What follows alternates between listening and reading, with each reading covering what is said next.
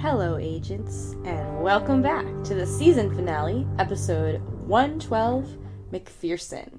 It's been so fun to see everybody's responses to the first half. I really enjoy that we had a few days in between so that we could hear from you. And I would just recommend that everybody go to our Twitter feed and check out what's been happening there, because people are answering our questions, people are responding with images, including a great picture of the flower anecdote about Elagabalus. And we don't have time to share everything that we learned, but I would like to shout out to one particular tweet that answered that long-time question we've had about the antacid tablets, quote unquote. So this Twitter comment came from a user named @JamesMender, and James said that according to a website called EruditeGorilla.com, those antacid tablets that we kept calling them were calcium supplement pills. And he adds, and this is a quote, "I just put in my copy of Implosion, and it's definitely a supplement with the last two letters UM. Although I don't recognize the brand, at least one American manufacturer does make fruit-flavored calcium supplement tablets in a roll. I think the Erudite Gorilla was right. I think they were left purposefully as a clue. Also, the umbrella and Waz scepter necklace. MacPherson wanted Artie to find him so Artie could be caught red-handed selling artifacts. He didn't want Artie dead. He wanted Artie to be like him." So thank you so much, James, for finding that for us. We have retweeted that link and we'll be sure to put it in the show notes. And this website, Erudite Gorilla, has some great reviews of Warehouse 13 as well. So awesome resources all around. And now, let's go back to the episode. Yes. So Mrs. Frederick is in the stacks with Lena, and they're just talking. She says, "When I told him the Phoenix was gone, he was genuinely surprised and distraught. And then he told me about the Goblet of Severin." And Lena opens the goblet box at Mrs. Frederick's request to find a child's sippy cup in its place, which initially is pretty funny, but then I was like, that man should not be around small children. But Mrs. Frederick and Lena discuss something we did not know until this point, which is that the digital readouts that display the artifacts and their side effects and all that says that they can also show who has accessed the artifacts. And Lena finds Claudia's access on there. Although I can even recall in the very first time I saw this and had no idea what was going to happen, I was like, it's not Claudia. I know in my soul it's not Claudia. Like, I remember that feeling, and I'm sure many, if not most, first-time viewers would be, like, really just compelled by this story and this framing. And I do also like the choice, because I agree with you. I think Pete and Micah would be more open one way or the other. I think Micah would be the first one to say, let's look at it objectively and not take a stance. I think Pete would say, well, I don't want to believe it, but I'll follow your reasoning. But I think Artie would burn the world down before believing it. And I do like the choice that they just don't tell him. They're going to let him focus on this because he's dealing with his lost love and a betrayal by his best friend at one time. It's enough for him to deal with, you know? Seriously, he has enough. So, meanwhile, Pete, Micah, and Artie arrive at the location that was indicated on the box. I just call it a wooded area. Yeah, it's outdoors-ish. And there's some pretty cool filming as they kind of go through this space, and they're like, we have to watch each other's backs. This is too easy. This is probably a trap. And as they are talking about watching each other's backs, they circle up, you know, like warriors in a fantasy film, like looking on all possible directions. With their guns drawn. And I had two fashion notes here. Oh, good. So my first note is Micah looks amazing with that blazer and the glasses. Amazing. And then I wrote, Pete's jacket is kind of cool, but those are some dad sunglasses. Like, oh, he does, yeah. I don't know if they were cool at the time, but they just reminded me of, like, the dads you'd see around the community swimming pool watching their kids. Like, it was just not his best look. I have a feeling that they were fashionable at the time. Oh, yeah, I'm pretty sure. I'm not an expert in men's sunglasses. So things are getting really tense. The music is coming in. And then a little kid on a bicycle, like, rides by. And he just is like, what? And Artie says, good afternoon. It's so funny. Like, and I still, again, don't know. Like, did MacPherson give this kid $20 to ride past that area? Or did this kid happen? Like, it's the middle of nowhere and there's no parents. Like, it's pretty weird that he's out there. I mean, there's not a whole ton of space, though, in D.C. Like, if you've ever been true. there, it's just, he was probably just riding somewhere. His dad might have worked in, like, that factory building behind him. You just don't know. There's a million reasons. I don't think he was paid because he was just so... Blasé. Yeah, and he didn't, like, lead them to anything. Like, I don't think MacPherson would be like, go here at exactly this time where my enemies might be. I mean, you already said he's dangerous to children. I don't put anything past him. I mean, yes. But I don't think he goes out of his way to hurt kids for no reason.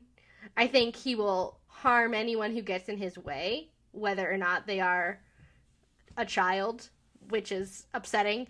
But, yeah, I think the kid was just riding his bike, and he sees, like, these three adults, like, jump, and he's like, I am a child riding a bike. This is not alarming behavior.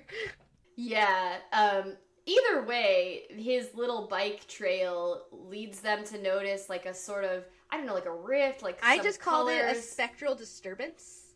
Wow, that's way better. You're so good. Thanks. A spectral disturbance in the ground. Which, it's okay, my word usage is about to get a lot less sophisticated because I didn't know what else to say. But Artie puts on the glasses and uses them to see the world Van Gogh-y? It looks very Van Gogh-y, yeah. He immediately recognizes that these are Timothy Leary's glasses, and when you put... He also knows that they aren't the originals. He somehow found a way to replicate artifacts. Because he says, if these were originals, you wouldn't be able to take them off. So there is something out there that allows you to replicate artifacts. I think it's something that was probably taken from the warehouse. This is never, ever discussed. But we do know that at one point Artie replicated the Hanjo Masamune so that he could swap it out. We know that this artifact was altered and swapped. And then we know much later in season 5 that there is a big plot point revolving around artifacts being duplicated and messed with. So there is something out there that we never see that is especially scary in terms of how you can replicate artifacts. So, this is funny because they say, Artie says, these are Timothy Leary's reading glasses. Pete immediately knows, the guy who gave us LSD. And I thought about, like, bringing in an expert on Leary, but all we really need to know is exactly that line, that this is the guy who gave us LSD, used it in all these various experiments. And what I would like to point out about the use of the glasses is that although they affect everybody, you know, Micah puts them on, and she's the one who actually sees something useful. Because of course she is. She knows where to look, and not only, so she looks down on the ground following the spectral disturbance, she notices that there's this sort of, like, structure in the ground. She also immediately is like, oh, that hole is the shape and size of this wooden box. Like, that requires a special kind of spatial reasoning that I don't have. So she's like, puzzle, puzzle, puzzle, I know what this is, puts it in, and the effect goes as it opens up. And then a really funny exchange happens where they're like, oh, all right. Artie goes, ladies first. And she says something like, age before beauty. Beauty. And then Pete says, Artie's older than the both of us, put together. That's so funny. Also not true, but the point is that, like, they're fighting over who to go in, you know, who has to go in first. And Artie's like, children, I'm working with children. Which again, like when we get this dad feeling from Artie and with Claudia specifically, we get that because she is a teenage girl who needs a father, but he's kind of like, you know, the father to these squabbling siblings too, like all the time. So it was perfect. Because he is fatherly in the amount of knowledge he has that they just don't know. Like, they're essentially children of this warehouse now. Yeah, and in terms of even, like, regardless of age or gender or anything, like, seniority, like, he's been there, he's worked it, he's gone through it, and he's mentoring them through. And so then they go underground, and they're walking through, like, darkened hallways, and Artie looks around and says, these are Warehouse 13 crates. And Pete gets a really, really bad vibe, and Micah notices, of course, and they start to, like, whisper argue, but they don't stay quiet enough, so Artie forces a confession from them. But it's not a useful confession. Pete just says, I have a really bad feeling in the pit of my stomach, and Artie has one of my favorite all-time Artie lines, which is, all right, well, when you get a really specific feeling, just tell me, okay? It is really funny. I just like with this, though, that Artie is absolutely willing to accept negative vibes about himself, like, objectively. I don't know. I thought that was very necessary for a warehouse agent. Yeah. Artie says he's going one direction alone, and Pete and Micah just go, no, and he goes, yes, this is happening. Like, we're not arguing about this. And Pete makes Artie keep his Tesla in his hand. He's like, I can't control what you're about to do, but I can make sure you're correct while doing it. And then Pete and Micah hide out behind some shelves, and they watch Artie come out and approach the bidders. Shout out to Micah's acting, because she turns and looks to Pete and looks really worried, but her eyes are glistening with tears. And I just have to say, I personally identify a lot with Micah in a lot of ways, but this one is one of the biggest. I'm a very emotional person, but I'm not a big crier. For me, peak emotional is when my eyes get watery, and then my brain sort of snaps and goes, okay, no time for this emotion, time for logic, and I try to address the problem. And I feel like Micah is very much that way, and I think that is a shade of emotion that's not really played a lot on TV. It's either I'm okay or I'm going to cry it out and feel better, and not everyone hits those ends of that spectrum, and she hits a very real place, at least to me, in a very convincing way. I think that's awesome. I also love the way that Pete and Micah deal with what they're seeing, because they start running through the possibilities. Like, okay, you know, possibility, he's being mind controlled, he's blah, blah, blah. Like, and Micah seems like she has to accept the possibility that it is Artie, because I believe it's her, you can tell me if I'm wrong, who says, no, they called him Mr. Nielsen, like they know. Pete says that. Pete says it, okay. So Pete says they called him Mr. Nielsen, and they realize that, like, some of these other possibilities might not be the explanation.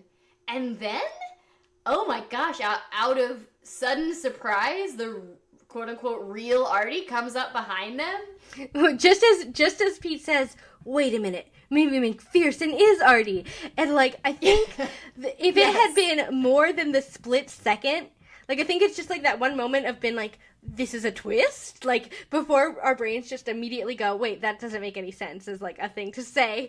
But just as we get to the, hey, that doesn't make any sense, Artie appears and just goes, no. Yeah, and then it's really fascinating because Artie goes, like, I'm Artie. And they're like, how do we know? And in any other show, it would be like, you know, Captain Marvel, where it's like, there's a code, or I know this about you that no one knows. And he's just like, well, look at the security camera. I'm obviously being set up. Which is, I loved that. And I think it is also like levels of thought. Like, Artie just saw himself being impostered and, like, brought almost to ruin.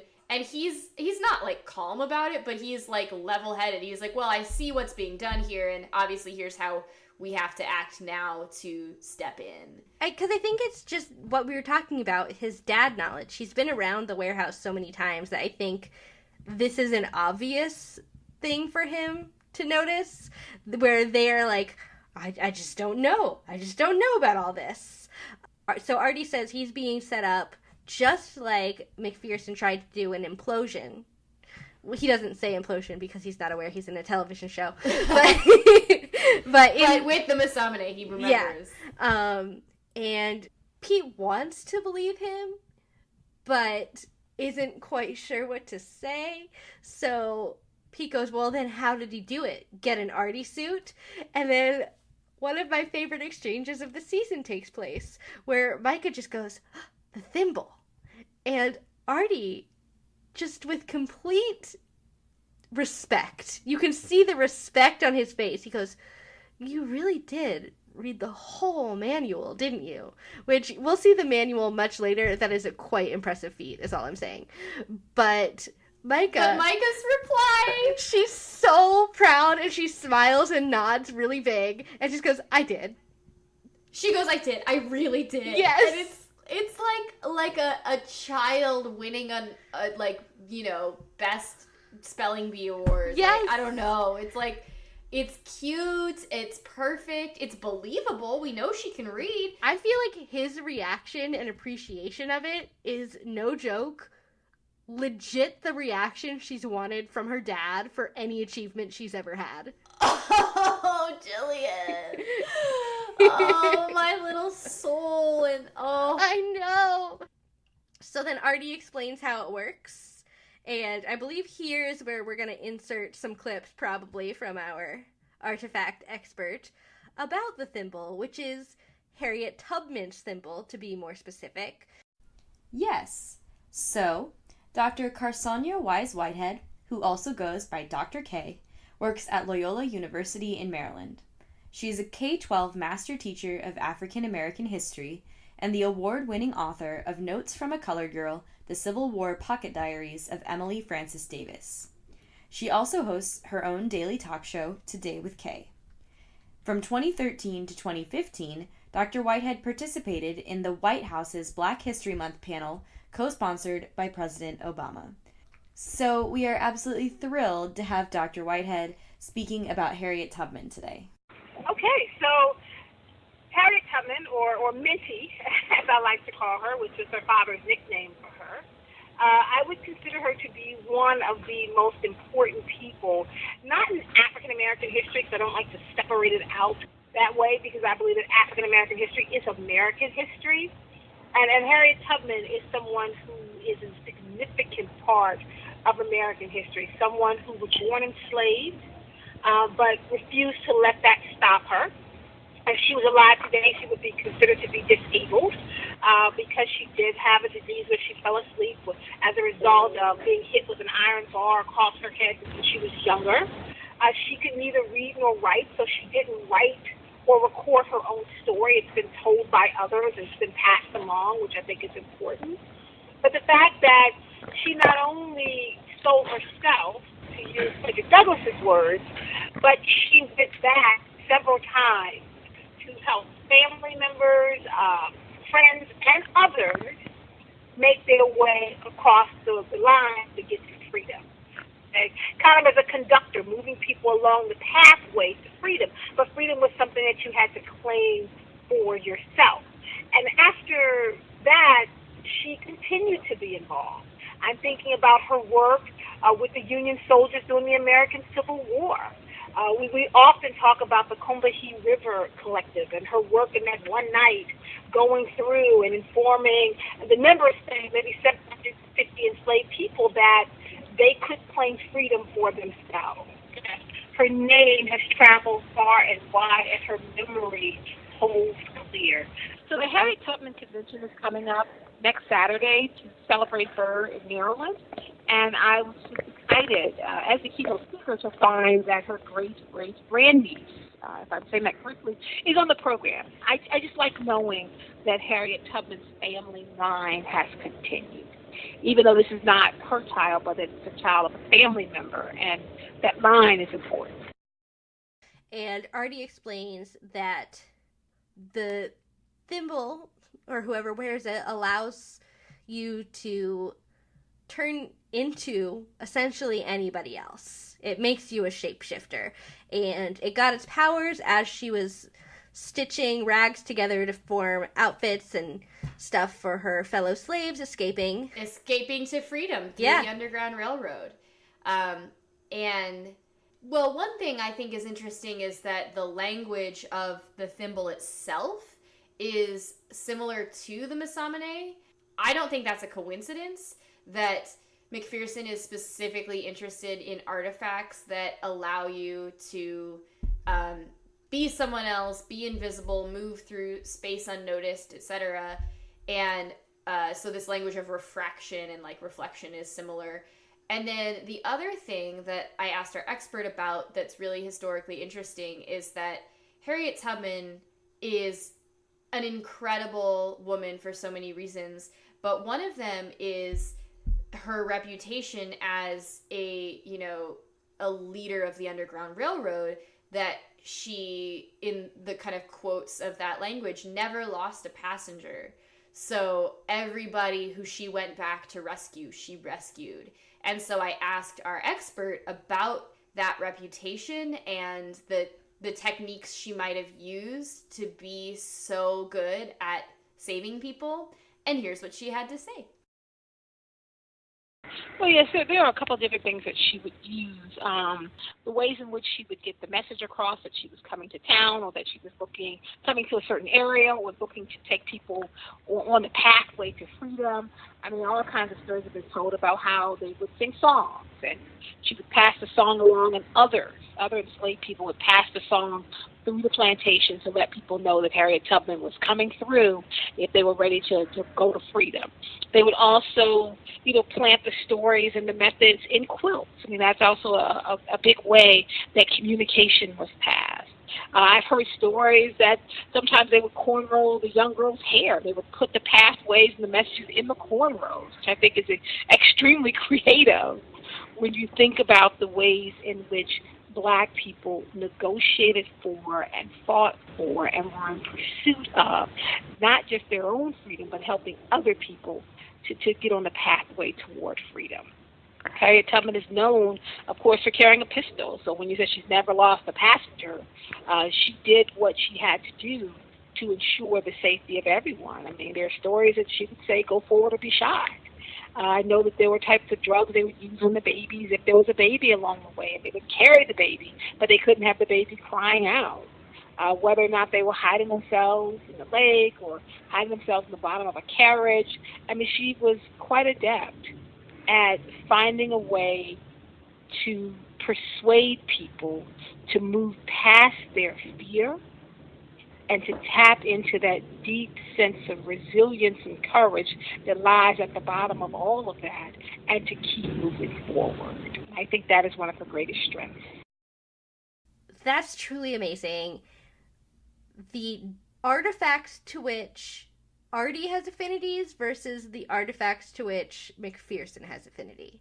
Artie is very, very understanding of and thoughtful about artifacts dealing with essentially elemental energies. Stuff that deals with affect theory and electromagnetism. He sees those as the rawest of the raw powerful artifacts. Whereas MacPherson is repeatedly drawn to artifacts dealing with the concept of power, as well as artifacts that deal with light, which I think speaks to the differences of the characters really well. Artie is very grounded in the way humans spread emotion to each other and the basic forces of electricity and energy and how those interconnect all people, whereas MacPherson is a lot more obsessed with artifacts that either give or take power from others or allow him to control others, but also specifically in relation to the bending of light, like with the Hanjo Masamune, or with the thimble. It speaks to his difficulty separating light from dark in a symbolic sense. Oh, yes. That's really brilliant.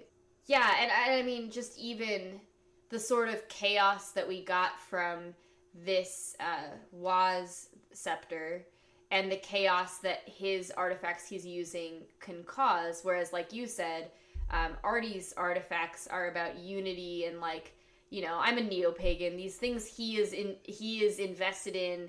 They're about connection and with other people. Yeah. It's, you're so good, Jillian. And this is why it's important to know what motifs are. Because none of these... why there's a difference, you convinced me. Oh, no. That's the real arc of season 1 of Podcast 13. So I was just saying, like, I think that's interesting because none of MacPherson's artifacts involve connections to other people, except one. And that's the Phoenix. Boy, oh boy, I have things to say, but they're spoilers. I know. So yeah, that is all I had to say about that moment. So, at the Warehouse 13 office, Lena and Mrs. Frederick confront Claudia.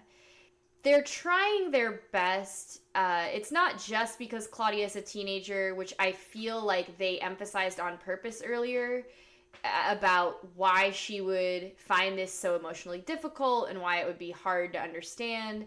And so she's like, no, obviously I would never turn on you guys.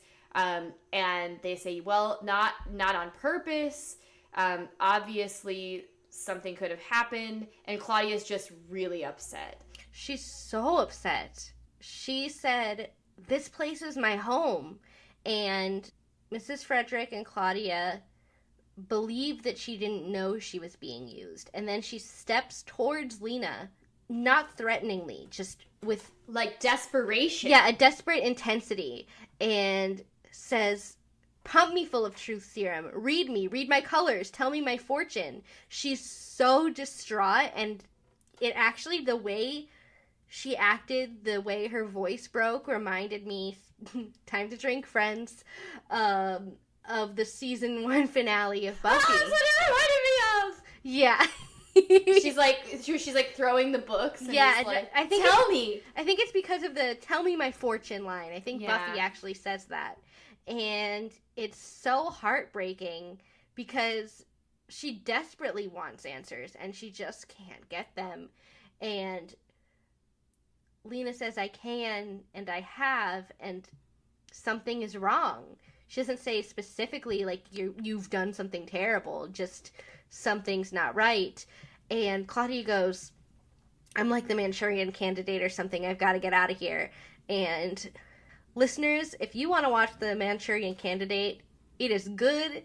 The ending is a twist that even if you think you see it coming, you don't see it coming. So watch with caution.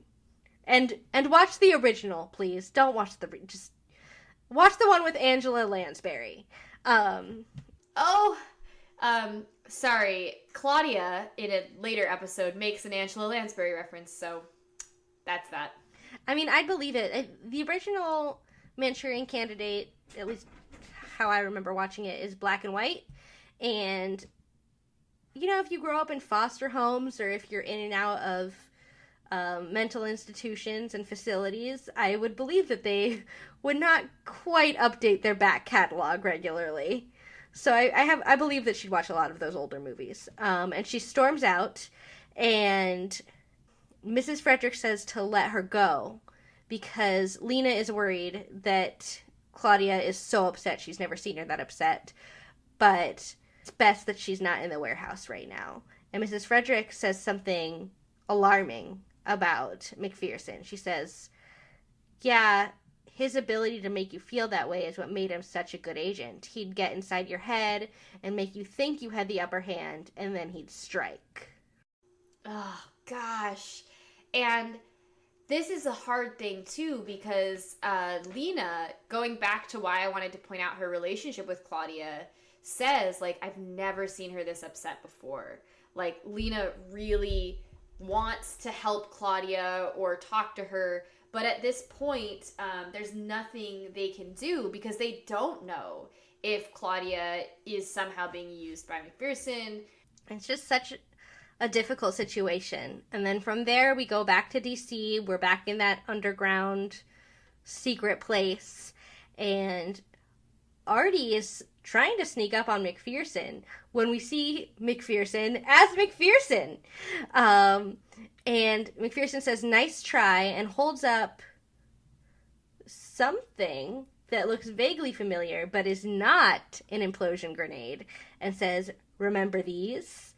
And then it just sort of cuts out. But wait, you ask, how is fake Artie still out there trying to sell stuff? We should have realized in this moment. I did not until you said it, Jillian. Oh boy. Yeah. So, I didn't write down, the dialogue because I was eating dinner at this point. But Pete and Micah come up on who they believe to be MacPherson, and they have their guns drawn. They say he's under arrest, and, basically they're ready to shoot and kill him. And that's when MacPherson comes out from around the corner and is like, "Oh, well, it'd be a shame to lose him. He's such a good bodyguard." And the bodyguard takes off the thimble. He's the bald man from earlier, and reveals that it's not MacPherson in an Artie suit. It's Baldy number 2 in an Artie suit. Stupid Baldy number 2. So, to make things even worse, we see MacPherson has a chain, and he kind of gestures, and Artie comes around the corner, like, chained up in this horrible, gruesome way. He's got the special thing in his mouth, and he's got the chain on his neck, and then he says, and he's like, "Remember that guy who made those special bombs for me? Well, he made this basically like an eggshell bomb. The slightest amount of pressure will, if either MacPherson pulls on the rope and makes Artie bite down or move too fast, he'll break the shell and the bomb will go off. And it will release a, quote, small but dazzling nuclear reaction." Oh gosh, and he lists a specific chemical or Promethium, but I don't know if that's real or not. I didn't look it up. I assumed it was fake because Prometheus is a Greek Roman character. But science stuff is named after that kind of stuff all the time, so who knows? So I think the point in my reading of that line was that it was also like poison and an explosion. Mm-hmm. So even if you survived the blast, you would be, like, Artie would also be killed. And when he says Promethium, Artie gives him the scaredest eyes. I know! Oh my gosh, poor Artie. Like, Artie is vulnerable, and this is really bad. And Pete just says, "You were a warehouse agent. What the hell happened to you?" And MacPherson says 15 years of exile, and goes on to claim that he intends to frame Artie for everything. Thanks for that villain monologuing. But he did a villain monologuing in a way that really didn't feel like monologuing, He did everything with purpose. And he says he knows Pete feels the same way that he does, that artifacts belong in the world and not the warehouse. And that Pete can just walk out with him right now and follow what you know to be true in your soul, which is, I think, what saves it from being just the standard villain monologue, because he was saying it in order to provoke another person to action.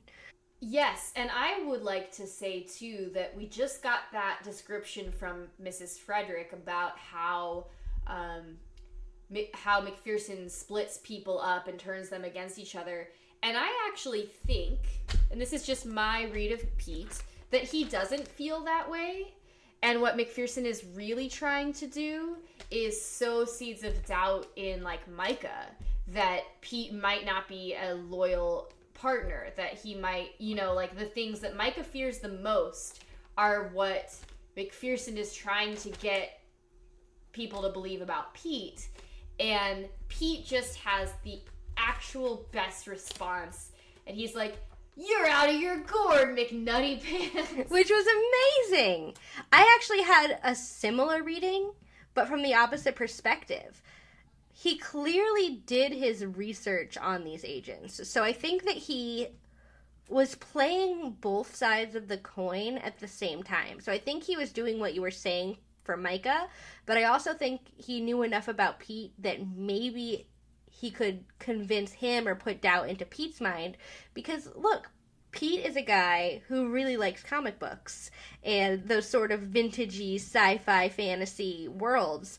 And, yeah, someone like Pete in the warehouse was probably like, oh man, if I had that when I was in high school, I could have, taken the right person to prom, or, whatever it was. Such a demisexual read on that.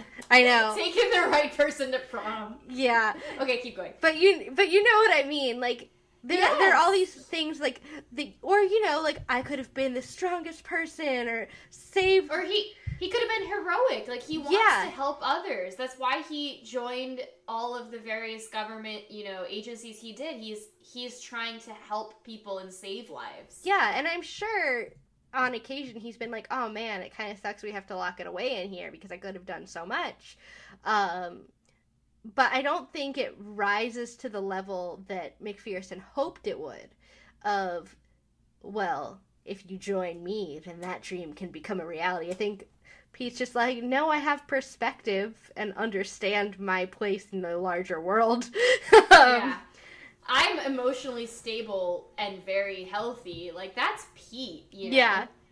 And he says, well, basically, you can chase me or you can save Arthur. I'd say he's got about 30 seconds.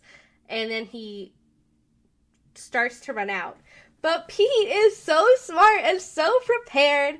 And he takes the part of the goblet that Artie told him to pocket and throws it on the ground, making sure that Micah sees it first so that she can cover her ears. And it emits this piercing sound that stops MacPherson in his tracks. And Artie very strategically spits out the little bomb thing, and Micah catches it very gently. But, oh man, there's a lot of just trust and choreography that happened in that moment. And it's really incredible because the trust that Micah is fast and athletic and coordinated is awesome to see. They don't have a lot of options, but they really use their mind melding to coordinate this plan. And I also think, too, that Micah has a really proud, face on when she catches it and it's okay. Not that we or she doubted her, but... it's a big deal. It could have exploded anyway just because of how fragile it is, so it's awesome. Yeah. Even just the way she catches it. She didn't, slap upwards or, do anything. She just gently laid her hands out so that the least impact possible happened. It was just all very smart and purposeful and clear. And it made it all feel very real. Yes. So now we cut to commercial, and then we're back for Act 5. And in Act 5, they have captured MacPherson because the Goblet of Severin, our new favorite Roman Emperor, Bella.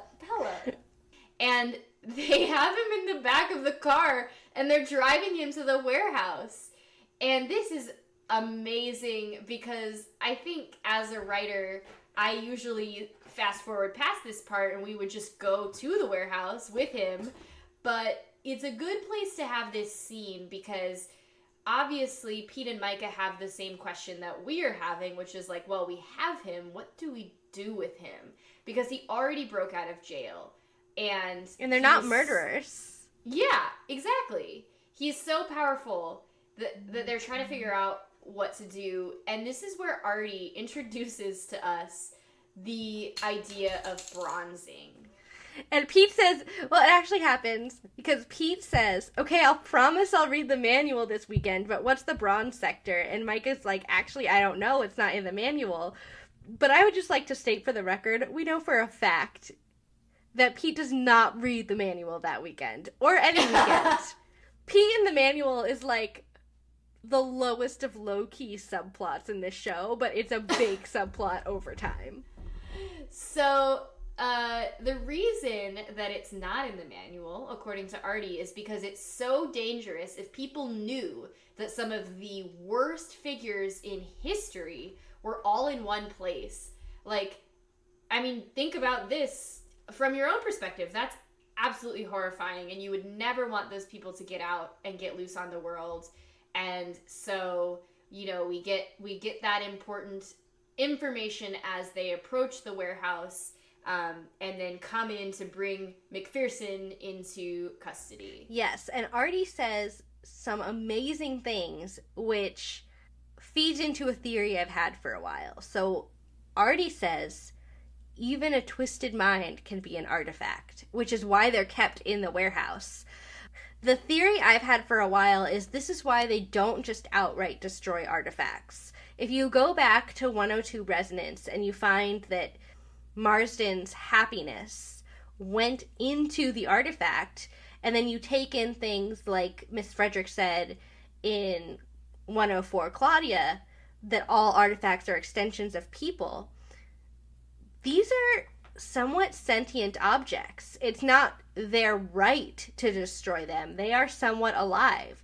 Just because we don't necessarily fully understand the ways in which they possess consciousness doesn't mean that they aren't worthy of respect. So in some ways, putting them in the warehouse is the kindest thing you can do, because out in the world, they've gotten to such a place that they're reactive and they're unhappy and they're hurting people to a degree that the warehouse agents need to go collect them. And instead, we take them into this place where we have someone, Lena, who I love, whose entire job it is to make sure that they no longer feel that distress and that they can be as at peace as that kind of object can be. It's sort of like a healing mental institution for the objects, which I think is really interesting. That's a really, wow. I mean, I was just following and what you're saying about people being artifacts, because Marsden is a great example, and then future episodes give us similar episodes to that one. But the healing or the mental health bit is a really thoughtful part, because we have discussed in this podcast how many of the historical figures that are related to artifacts had a mental illness. And on the one hand, I think it's important to recognize that mental illness is much more common than people have historically been willing to admit or talk about. But on the other hand, I think also, like we're talking about, like the balance, the harmony, that's the road to wellness for people with a mental illness, is having, like me and Jill say, and a lot of people who struggle with these things say, like, you know, you don't always have zero mental illness. You just have more and more good days and less bad days.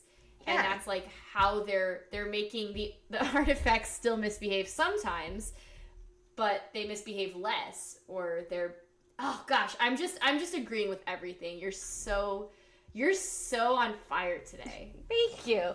When they said a mind can be an artifact, then it stands to reason that portions of minds can be artifacts, which is what the artifacts are. Oh gosh, I want to quote Milton, but I only have half the quote. It's when Satan says, "The mind is its own prison and can make hell out of heaven and a heaven out of hell." Like, yeah. That's the MacPherson perspective. So with that comment, with that conversation, they get to the warehouse. Mrs. Frederick is waiting outside in the flesh. And as they come, first of all, MacPherson is like bound up in this scary way. Like his hands are wrapped in, like, I said it was an ace bandage, but I mean, obviously a restraining system that I'm sure is either artifacty or just super high clearance law enforcement. But they bring him up, and MacPherson is like, how am I supposed to go in? I've got that painite, and we're about to find out. But first he approaches Mrs. Frederick, and he says, "You haven't aged. You must tell me your secret." Okay, first of all, she is like, you have. Like, she is not taking any compliments, even sarcastically, from him. And she's like, maybe I'll tell you my secret on a warm summer day over tea. And it is like the most passive-aggressive, vindictive remark that she's telling him, like, yeah, I'll be here running my warehouse and drinking tea while you are bronzed, sir. Yeah. Great, Mrs. Frederick. And then she lifts up her necklace, which has some white crystals on a big long pendant, and she says, this is what will counteract the painite and allow him to enter the warehouse. And it kind of surprises Artie, and MacPherson suggests that, like, oh, I knew there would be something. She puts them over his neck, and they do this, like, crazy Iron Man thing. They, like, activate his heart, and light goes, like, something happens. He flashes kind of orange, doesn't he? He does. Well, definitely the color is orange, and he, like, he's, like, startled, and, like, this pulse goes through him. And then this clearly shows us that he is now, I mean, because Artie said it's permanently in his veins. Like, this is the only thing that could counteract that. And she's been wearing it on her neck the whole time. Oh, I love Mrs. Frederick, because I think that's some suggestion MacPherson makes here is like, oh, I should have known you would have it with you. Like, he had been trying to break into the warehouse himself. Mrs. Frederick was protecting the stones by wearing them. And, they look good on her, whatever. And then she sort of smirks at him and goes on her merry way into her limo, where her guard is waiting for her. And we have information, again, thanks to the wonderful Benjamin Rabb, about the guard. He still, in credits, officially doesn't have a name other than the guard or Mrs. Frederick's guard. But apparently, the writers referred to Mrs. Frederick's bodyguard as No Ma'am whenever they wanted to talk about him, because it was his one line in the pilot. I love that. It's awesome. It made me so happy to read that. So, No Ma'am is waiting for Mrs. Frederick at the limo. And we love him. She is like, mission accomplished, I'm leaving. And this is where the Pete, Micah, Artie lead MacPherson into the bronze sector. And Pete asks, so, like, are these people Hitler, Mussolini? Like, he's assuming that the people who we know to be the most despicable historical villains are there. He also mentions Michael Vick. Oh my god, I forgot that. I thank you for being a dog lover. Yes, thank you, Pete. Of course Pete is a dog lover. Oh gosh, and that was actually, I recall when I was in college, it was well, everyone was talking about it. Yes. If you don't know who Michael Vick is, he abused dogs. That's all you need to know. Yeah, don't look it up. It's upsetting. Yeah, he's a terrible, horrible person who maybe he is in the bronze sector. And we learned some information from Artie with intermittent corrections from MacPherson that the first bronzing was practiced in 1250 BC. Oh boy. Which, wow, yeah, they've been around a while. But apparently it didn't work very well, and it was, I guess, kind of painful, and the statues would fall apart. So Artie says, we've improved it here by flash freezing cryogenically, then encasing in bronze. And he says, it's painless. And MacPherson basically says, yeah, how would you know? Have you been bronzed a lot? And Artie responds, it's as painless as a sword in the chest, clearly referring back to the end of Implosion.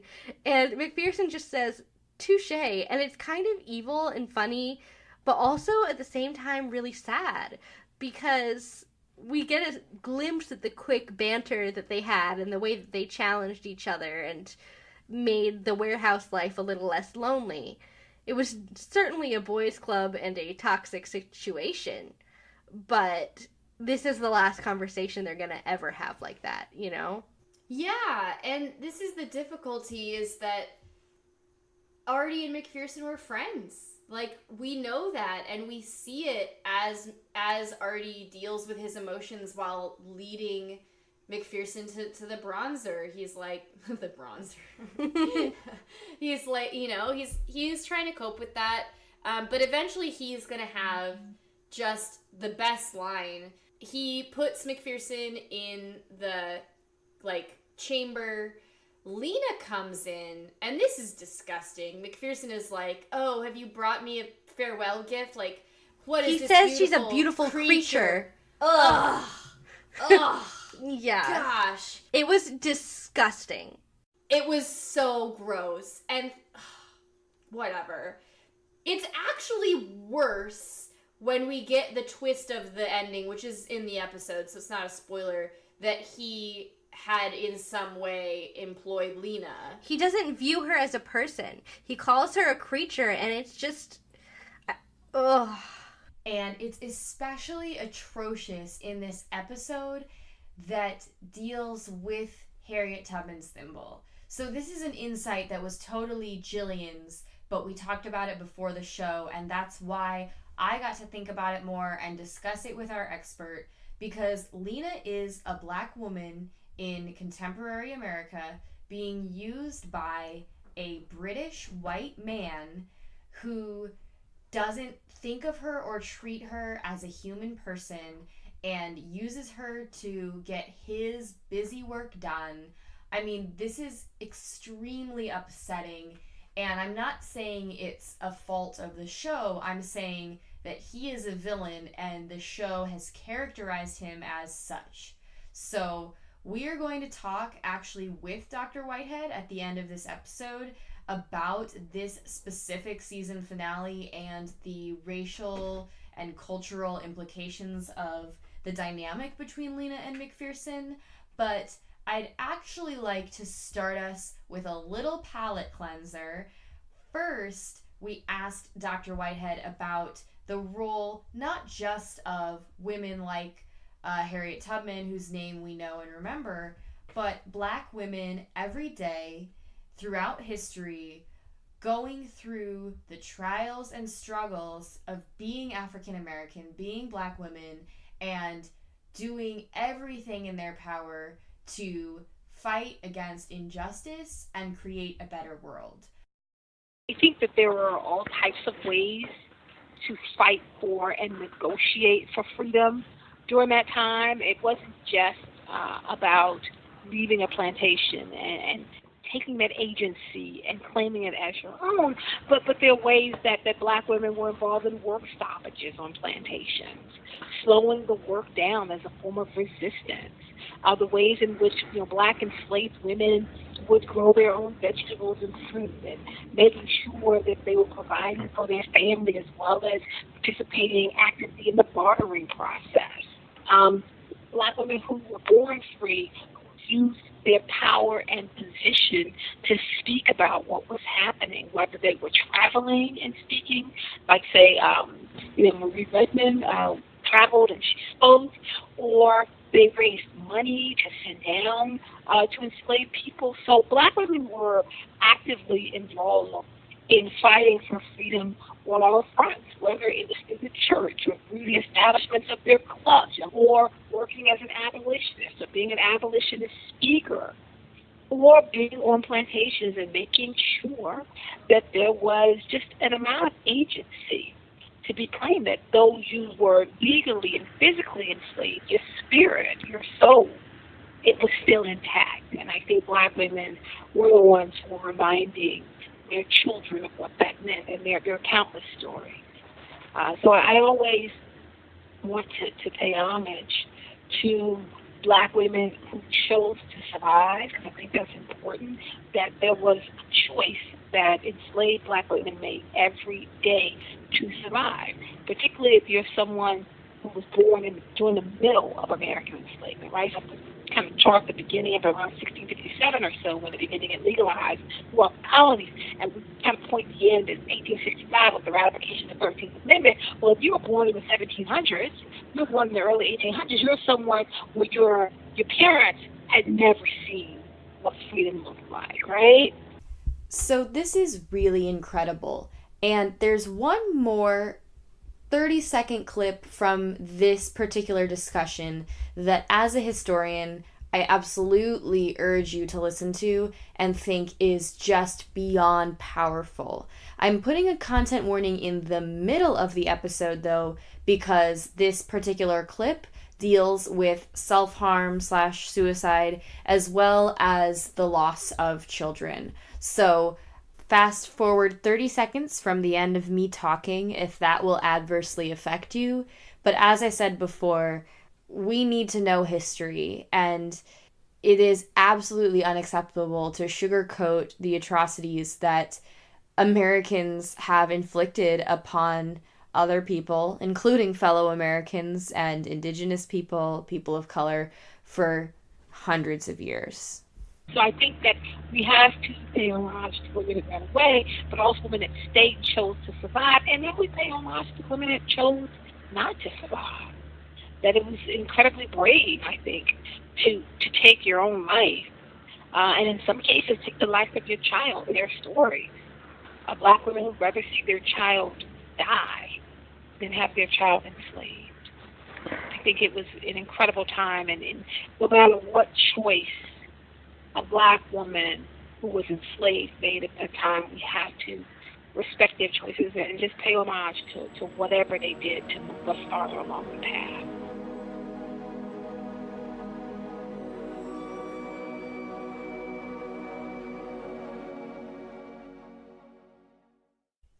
So back to the episode. MacPherson just insulted Lena. Lena asks for help unloading the artifacts that they've recovered, basically, from what MacPherson stole. And Micah's like, yeah, I don't want to see this anyway. Pete says, no, I want to see this. When am I ever going to see this again? And as he's walking away, Artie goes, never! like, obviously, this is not something we do all the time. This would be terrible. But then Artie has such an intense exchange, and it takes such strong writing and a strong sense of yourself as a writer to know in a moment like this when less is more, and Jack Kenny definitely does. Artie leans towards MacPherson with just like a world of emotion in his face that you can just sort of see disappear, like there's no point, and he just says, I thought I'd have a lot more to say to you. It's perfect that he gets the last, like, that's the ultimate, well, he has one more line, but it's the ultimate victory that Artie is like, you don't have as much power over my emotions as you think. Like, I don't have anything left to say. Whatever. Like, good job, Jack. We love it. So good. And Artie goes to start the bronzing process, and MacPherson shouts out, we can still be partners. And ugh, I got a shiver when you said that. Yeah, it's so bad. It's so bad. And Artie says, you're pleading for your life? That's out of character. Like, he's genuinely a little alarmed, and I think the part of him that still remembers MacPherson as a friend is like, oh, wow, he must be so terrified if he's pleading for his life. And then MacPherson goes, I'm not pleading for my life, I'm pleading for yours. And in the moment, it seems just sort of like MacPherson's lashing out when he knows he's lost everything. Mm-hmm. You don't really think much of it. And Artie just literally sighs, looks away sadly, and bronzes him. He is a bronzed person. Yeah. Well, and as this effect happens, it's very good. We got the intel that they cryogenically sort of freeze someone, and so you see this white mist come over MacPherson's face, and like a little bit of almost like frostiness comes over his face, like he's getting flash frozen, and then he's going to be turned to bronze. And that was really compelling to me as a visual. And also, like, I know it doesn't hurt, or they say it doesn't hurt, but it's still really terrifying that you're gonna stand there and like be not killed, but permanently immobilized. So yeah, great job to the effects people. And then we get a rapid series of shots from a lot of different places at once. We see Claudia leaving the B&B, looking really upset, and no one's following her, and she's all alone, which is heartbreaking. We see Micah helping Lena out with some stuff, and she goes, I should check on Artie. And Lena goes, I'm sure he's fine. Actually, I'll go check. Artie is looking at MacPherson, all bronzed up, and just goes, oh, what a waste. In the stacks, Pete is just singing to himself, being a happy dude, unloading artifacts, and then stops dead. Yeah? Just has his really bad vibe face. And then another quick cut shows No Ma'am driving the limo with Mrs. Frederick inside. And she gets, I wrote, a vibe or something. I don't think it's a vibe. I think we're meant to read it as a vibe, but as we learn more about Mrs. Frederick and her role in the warehouse, I think it's something more specific than a vibe. And she just says, turn around, to No Ma'am. And just then, we cut to the bronzer, where MacPherson still is, and someone is unbronzing him. We pull back to reveal it's Claudia who is unbronzing him. No! I know! And then he says to her, look at the camera and wave to Artie or something like that. And she does, and it's really upsetting. She's not smiling, like just looking up at the camera, doing exactly as she's told, and just sort of behaving exactly like a puppet, which is alarming. And that's the end of the act. And then, when we return, we see Claudia come around the corner to the office, and she kind of gestures for MacPherson, he can come in, and then she stands like with her back against the office and puts her hand up, and this is when MacPherson removes the thimble and Claudia morphs into Lena, which, like, first time viewer, it's like, oh no, this is even, like, it's not worse, it's just more confusing. It's so upsetting, it hurt my heart. Oh, well, yes, we love them both, so this isn't helping anything. We're like, oh, but no, yeah. It's just like, Lena is so deeply embedded, and she's so intimately connected with all of the artifacts that she's ever come into contact with, and it's more, like, Claudia, as the new member who's had all this access and time in the warehouse, that's scary enough. But with someone with as little oversight as Lena, that's horrifying. Like, what other things have they missed? And so as MacPherson, kind of moves to go into the office, he says, tempus fugit, or fugit is probably what he says. That's Latin for time flies. So the suggestion, like, time flies when you're having fun. Like, what a great day I've had, ruining the lives of all these wonderful people. Like, ugh, awful. So this is the scene that I discussed with Dr. Whitehead, and with the caveat that she has not seen the show, I gave a description of who MacPherson is, who Lena is, and what's going on, and asked her for her reading not only of what's happening here, but what implications this has for the dynamics that Black women have faced through history and continue to face today. This, to me, is such an example of how history has in so many ways either tried to silence, try to control, try to manipulate, try to twist and dominate Black women and who we are and the legacies of who we are. So in this particular finale, you have a British male white, you have Black woman, and you have this artifact that comes uniquely from a Black woman's experience. She's created, she's used it, it's been stolen, now it's being used for nefarious practices. I think that part of that parallel is what we're seeing now when we see things like the hashtag Cite Black Women movement. where so often the work and the contributions of black women get swallowed up either by white men or by black men or by white women, that it is an active, ongoing movement to center the voices, the experiences, the artifacts, and the stories of black women. So though this is just, it's a sci-fi story, a telling of a story, the parallel to where we are now and the work that black women are committed to doing to make sure that our labor is not stolen from us and retooled, that our work is not stolen from us and retooled, that our contributions to society are not stolen from us and reshaped, that there is an ongoing push, whether it's happening in Chicago, where you see black women who are now actively involved in shaping the political narrative there, whether it's happening in Baltimore, where black women are actively involved in shaping, the role of activism here, whether it's happening in Hollywood, where you see black women who are now directing and writing and reaching those next levels in terms of making sure our stories have a level of humanity that we've seen missing.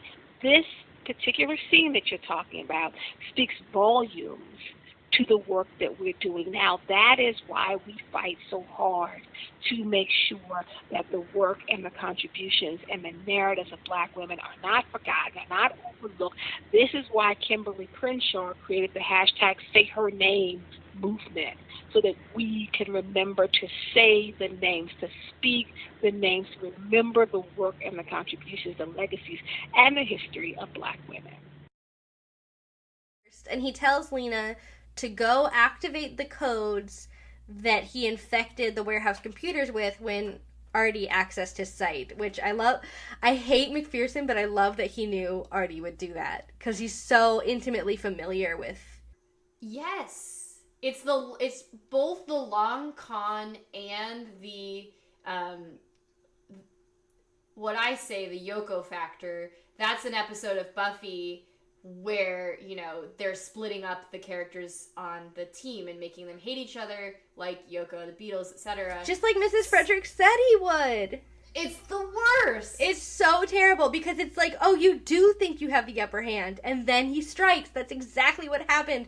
And they really thought they got around it this time. They thought they had him, yeah. Ugh. And so, MacPherson gets into the computers, it begins beeping, Artie gets the notification, and immediately knows, he's got to rush to the office, things are not okay.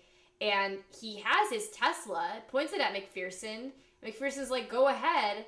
He shoots it, and MacPherson has a resistance. He's not affected. I actually don't know why that is. Did he say? Said there's a way around almost anything.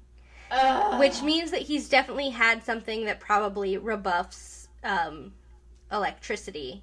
Sure. I mean, there could be an artifact for that. MacPherson has it. And then we get this shot of, from the balcony, you can see out over the warehouse, and these horrifying walls just start shooting up one after the other to block the warehouse in. And it's takeover. MacPherson has control. He's shutting it down. And then he also locks himself and Artie into that room together. And so with the Tesla having failed, Artie goes after him and they begin to fight. So scary. It's so scary. And this is going to sound, I don't mean to be ageist, but there's something really scary about older men fighting, because injuries are more hazardous, And it's such a knockdown drag out. Yeah. They were friends, and it's one thing, when MacPherson was in the Bronzer and was having sort of angry banter. Yeah.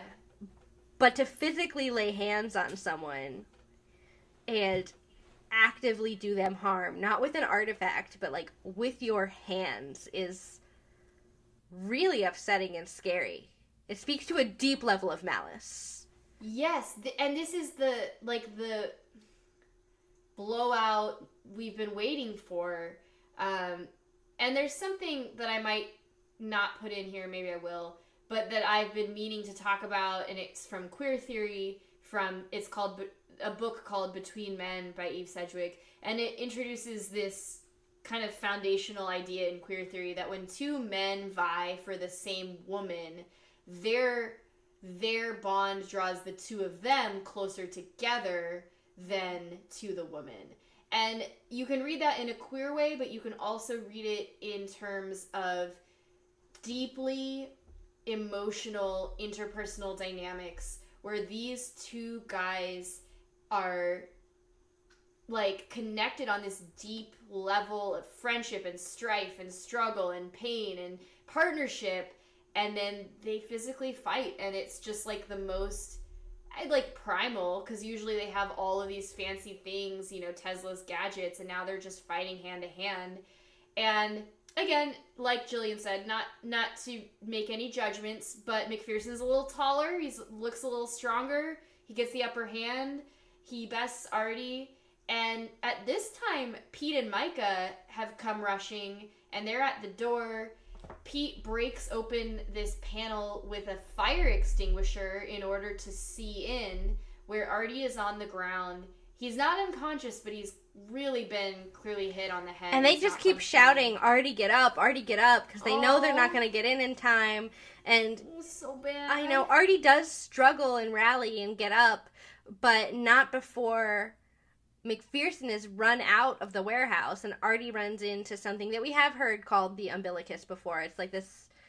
Such a good word. I know, and it's like this connecting point to the outside of the warehouse that provides an easier passage than a set of stairs, essentially. Like a tunnel to get into the warehouse, basically.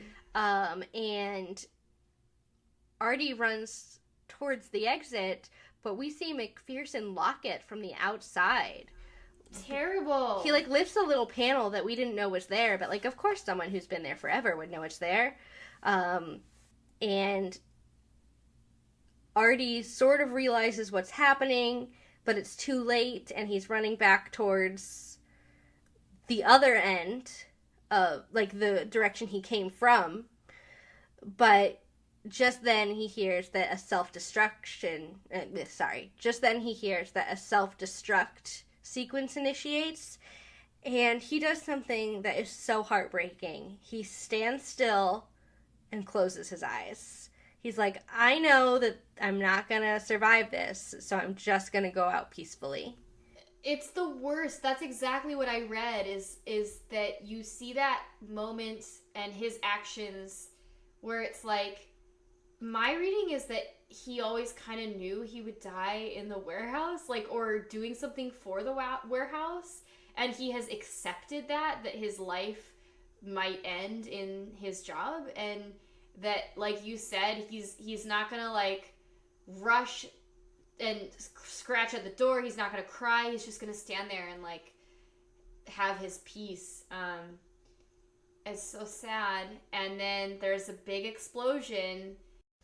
You just see fire rushing through the umbilicus towards Artie, and in case there was any doubt, you're thinking, oh, maybe he closed his eyes and teleported. It's no, the fire comes and it hits Artie. And MacPherson smiles and walks away. MacPherson smiles, puts on his sunglasses like the opening of CSI. I heard that too. Oh my gosh. And just walks out. We do learn later there's a reason for that smile, but as of right now we just feel hatred, just this deep hatred for this person who has betrayed our dad. He's our TV dad at this point. And the office, Pete and Micah have managed to get into the office, but there's no way that they could have gotten into the umbilicus, and things are overturned. Huge pieces of furniture are laying flat on the ground, and they're sort of looking around, and then they walk to where the umbilicus should be, and we realize it's this massive hole and a steep drop, and it's completely burned out, and we know there is no way Artie survived this. Not a single way. Yeah, so we get this kind of pan out on what I could only describe as utter destruction. Just ashes and remnants of a giant gap where something used to be. And there's this brilliant, I don't know if there's a word for it, but it's boom, boom, boom, boom. It's a sound effect with a jump in the camera work as you get a further zoom out and hard cut to black. Yeah. That's it. That's the finale. Yeah. It's over. Hope you liked it. Yep. So before we close out and give you a little more info about season 2, I just wanted to insert this quick plug for our amazing expert of the day. That's Dr. Carsonia, or Kaye, Wise Whitehead. She is a world-class scholar and educator who we just loved learning from, and there's lots of other awesome resources you can go to continue learning from her expertise. So people are free to join me on my Facebook Live link. I do a daily show Monday through Friday from 3 to 5 p.m. called Today with Dr. K. It's on 88.9 FM, WBAA. It's in the Baltimore area, but it stretches as far up as, say, Philly and as far down as, say, Virginia. But we do live streaming. I'm also an op-ed columnist for the Afro, and I write a bi-monthly column called Dispatches from Baltimore. My latest column is called Dear Racist White People, Your Time Is Up. And so people can find me on Twitter at K Whitehead, that's Kaye Whitehead. They can find me on my Facebook Live page, which is Today with Dr. K. And they can reach out to me there because I like to communicate with people and I like to have conversations with what is going on with the world and how we can join together to make this world a better place, not just for our children, but for all children coming after them. That's the end of season 1, and we're going on a hiatus for a little bit because we've got to prepare for season 2. So, yes, enjoy that cliffhanger. If you have watched this when it first came out, please enjoy reliving the feeling of waiting for the next season to come out. Although I will say, when I rewatched this for our podcast, I immediately, fumbled through my DVDs to put in season 2 because even though I've seen it multiple times, I couldn't deal. So you are welcome to binge as you prepare. We don't have a set date for season 2, but I would say give us at least a month. Follow us on Twitter so that you know how we're doing, and just be aware that things like the Artifact interviews take a really long time to book and record and etc. So we need that time to make it all come together for you. But we will still have content for you, especially on Patreon, to help fill the gap. Yes, we have at least one mailbag episode. We have the Warehouse 13 Changed My Life episode. We got stuff, so you can still get your Warehouse 13 content, but it'll just be a little bit before we're back in the episodes. Yep, but we're around. So with that, I would like to say thanks so much for listening to us this whole season. See you next time, agents. Goodbye.